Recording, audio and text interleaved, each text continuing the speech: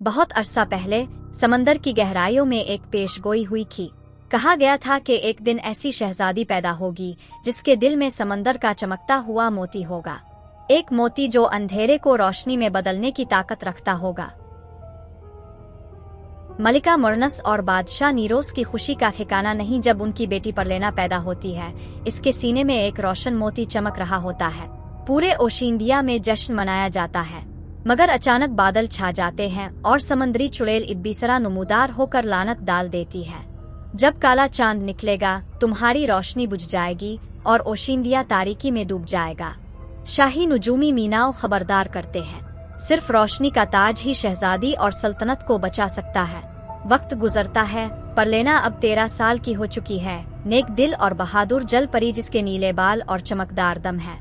इसके दोस्त फन्नी, शोख और वफादार डॉल्फिन, कोरल, रंग बदलने वाली ज़हीन जेलीफिश, सर शेल्जोर्स, दाना कछुआ जो ओशिंदिया की तारीख सुनाता है। परलेना हैरत से, जब मैं डीप टर्नच के करीब जाती हूँ तो मेरा मोती चमकने लगता है। ऐसा क्यों? सर शेल्जोर्स, क्योंकि वहाँ कुछ खोया हुआ है और कुछ बुरा बेदार हो रहा है।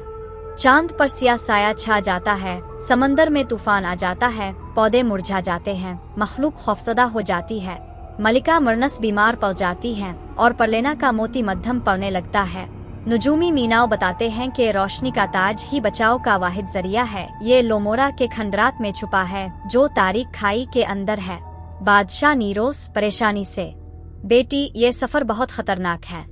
परलेना अज़्म से, अगर मैं ना गई तो ओशिंदिया तबाह हो जाएगा, मुझे जाना होगा। परलेना अपने दोस्तों फन्नी, कोरल और सर शेल्जोर्स के साथ सफर पर निकलती है। वो जेलीफिश के जंगल से गुजरते हैं, वसीले के क्लोहे की फौज से बचते हैं और उबलते हुए आबी फवारों से निकलते हैं। एक चमकते गार में उन्हें दीवार पर ये पहेली लिखी मिलती है, सिर्फ वही जो मोती दिल रखता हो शीशे के दरवाजे से गुजर सकता है। परलेना अपने हाथ से जादुई दरवाजे को छूती है, दरवाजा खिल जाता है। गार के अंदर इब्बिसरा और इसके साए वाले समंदरी सांप उन पर हमला करते हैं। एक जादुई जंग छिड़ती है। परलेना का मोती रोशनी की किरणें फेंकता है, मगर वो कमजोर होती जा रही है। कोरल अपनी चमकदार लहरों से सांपों को बहकती है। इब्बिसरा गुस्से से, तुम कमजोर हो बच्ची, अपना मोती मुझे दे दो, शायद मैं तुम्हारी सल्तनत को बख्श दूं। परलेना बहादुरी से, मैं कभी तारीकी के आगे नहीं झुकेगी। लोमोरा के खंडरात में वो एक तैरते चैम्बर में दाखिल होते हैं जहां रोशनी का ताज महफूज होता है, जिसकी हिफाजत करती है समंदर की रूह, एक शानदार जेलीफिश मलिका। रूह परलेना के दिल का इम्तिहान लेती है, इसे इसके खौफ और कमजोरियां दिखाती है। परलेना अपनी बहादुरी, हमदर्दी और मोहब्बत से इस आजमाइश में कामयाब होती है। समंदर की रूह मुस्कुराते हुए, तुम सिर्फ शहजादी नहीं हो, तुम समंदर का दिल हो। रूह इसे रोशनी का ताज देती है। इब्बिसरा ताज छीनने आती है। साहिलों के करीब एक जबरदस्त जंग शुरू होती है। परलेना ताज पहनती है, इसका मोती सूरज की तरह चमकने लगता है।